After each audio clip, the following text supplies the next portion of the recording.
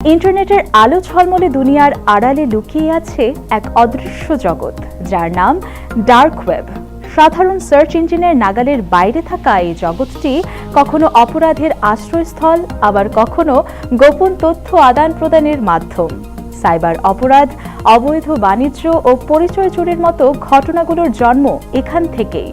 আজকের পর্বে আমরা অনুসন্ধান করব ডার্ক ওয়েবের রহস্য, এর ঝুঁকি এবং কিভাবে প্রযুক্তির সাহায্যে সাইবার গোয়েন্দারা এই অন্ধকার জগৎ মোকাবেলা করছেন। ডার্ক ওয়েব ও সাইবার গোয়েন্দাগিরি। ইন্টারনেটের আলো ঝলমলে দুনিয়ায় আমরা প্রতিদিন ঘুরে বেড়াই, খবর পড়ি, কেনাকাটা করি, বন্ধুদের সঙ্গে আড্ডা দেই। কিন্তু আমরা যা দেখি তা কি ইন্টারনেটের পুরোটা? না, আমাদের সাধারণ সার্চ ইঞ্জিনের নাগালের অনেক গভীরে লুকিয়ে আছে এক অদৃশ্য জগৎ, যার নাম ডার্ক ওয়েব।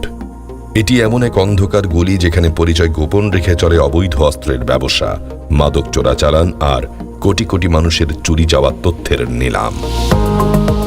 আজকের পর্বে আমরা অনুসন্ধান করব ডার্ক ওয়েবের সেই অজানা রহস্য, জানব সাইবার নিরাপত্তার এই ভয়াবহ হুমকি সম্পর্কে এবং কিভাবে সাইবার গোয়েন্দারা প্রযুক্তির সাহায্যে এই অন্ধকার জগতের মোকাবেলা করছেন।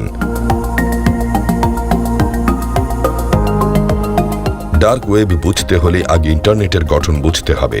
ইন্টারনেট মূলত তিনটি স্তরে বিভক্ত। প্রথমটি সারফেস ওয়েব, যা আমরা গুগল বা বিং এর মতো সার্চ ইঞ্জিনে খুঁজে পাই। এটি পুরো ইন্টারনেটের মাত্র 4%। দ্বিতীয়টি হল ডিপ ওয়েব, আপনার ইমেল ইনবক্স, অনলাইন ব্যাংকিং বা কোম্পানির প্রাইভেট ডাটাবেস, যা পাসওয়ার্ড দিয়ে সুরক্ষিত, সেটি ডিপ ওয়েব।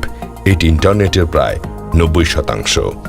আর একেবারে তলদেশে থাকা বাকি 6%ই হল ডার্ক ওয়েব। এখানে সাধারণ ব্রাউজার দিয়ে প্রবেশ করা যায় না।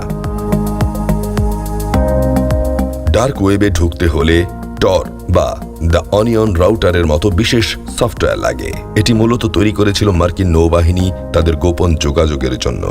এর মূল কাজ হল ট্রাফিককে বিশ্বের বিভিন্ন সার্ভারের মধ্য দিয়ে বাউন্স করানো এবং প্রতিটি ধাপে এনক্রিপশন বা তালার স্তর যুক্ত করা।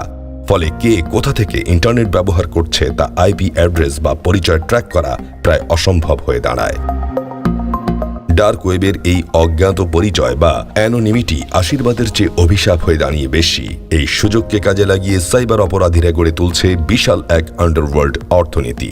এখানে ই কমার্স সাইটের মতোই বিকিকিনি হয়, তবে পণ্যের তালিকায় থাকে হ্যাক হওয়া ক্রেডিট কার্ডের তথ্য, সোশ্যাল মিডিয়া অ্যাকাউন্টের পাসওয়ার্ড, অবৈধ অস্ত্র, এমনকি ভাড়ায় খাটা হ্যাকার। এই কেনাকাটায় ব্যবহার করা হয় ক্রিপ্টোকারেন্সি, যাতে অর্থের উৎস ট্র্যাক করা না যায়।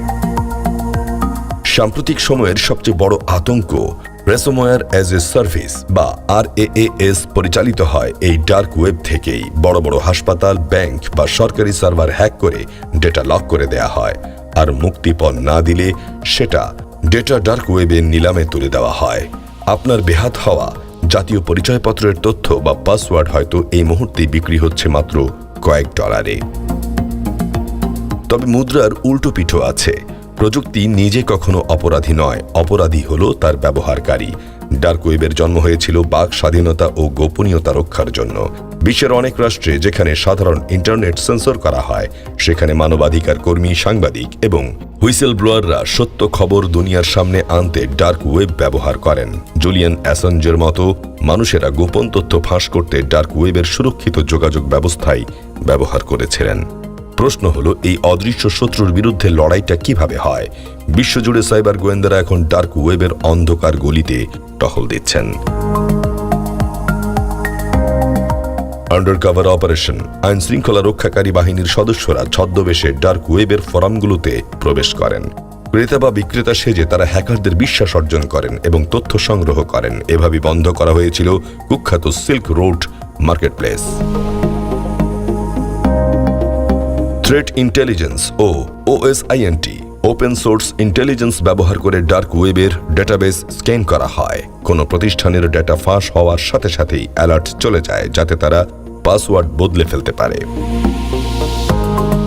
Follow the money. বিটকয়েন পুরোপুরি বেনামি নয়। ব্লকচেইন অ্যানালাইসিস টুল ব্যবহার করে সাইবার পুলিশ এখন ক্রিপ্টোকারেন্সির লেনদেন ট্র্যাক করতে সক্ষম। হ্যাকাররা যখন সেই ভার্চুয়াল কয়েন ভাঙিয়ে আসল টাকা তুলতে যায়, তখনই তারা ধরা পড়ে যায়। বাংলাদেশেও সাইবার নিরাপত্তার এই হুমকি এখন বাস্তব। আমাদের বিভিন্ন সরকারি বেসরকারি প্রতিষ্ঠানের ডেটা ডার্ক ওয়েবে ফাঁস হওয়ার খবর প্রায় শিরোনাম হচ্ছে। এই পরিস্থিতি মোকাবেলায় বাংলাদেশ সরকারের কম্পিউটার ইনসিডেন্ট রেসপন্স টিম বা সিআইআরটি সার্বক্ষণিক নজরদারি চালিয়ে যাচ্ছে। কিন্তু সাধারণ ব্যবহারকারী হিসেবে আপনার সুরক্ষা আপনার হাতেই। প্রথমত, সব অ্যাকাউন্টে 2 ফ্যাক্টর বা মাল্টিফ্যাক্টর অথেন্টিকেশন চালু রাখুন। ডার্ক ওয়েবে আপনার পাসওয়ার্ড বিক্রি হয়ে গেলেও হ্যাকার আপনার অ্যাকাউন্টে ঢুকতে পারবে না। দ্বিতীয়ত, একই পাসওয়ার্ড সব জায়গায় ব্যবহার করবেন না। তৃতীয়ত, বর্তমানে অনেক অ্যান্টিভাইরাস বা গুগল ওয়ান সাবস্ক্রিপশনে ডার্ক ওয়েব মনিটরিং ফিচার থাকে। এটি ব্যবহার করে চেক করুন আপনার ইমেল বা ডেটা লিক হয়েছে কিনা। আর সবচেয়ে গুরুত্বপূর্ণ, নিছক কৌতূহলবশত কোনো ভিপিএন বা টর ব্রাউজার নামিয়ে ডার্ক ওয়েবে ঢোকার চেষ্টা করবেন না। সামান্য ভুলে আপনি নিজেই হতে পারেন সাইবার অপরাধীদের শিকার। ডার্ক ওয়েব ইন্টারনেটের এমন এক বাস্তবতা যা আমরা চাইলেও মুছে ফেলতে পারবো না। এটি একদিকে যেমন স্বাধীনতার এক চরম রূপ, অন্যদিকে তেমনি অপরাধীদের এক ভয়ঙ্কর অভয়ারণ্য। সাইবার নিরাপত্তা এখন আর শুধু রাষ্ট্রের দায়িত্ব নয়, এটি আপনার আমার সবার প্রাত্যহিক জীবনের অংশ। সচেতন হন, সুরক্ষিত থাকুন আপনার ডিজিটাল পরিচয়।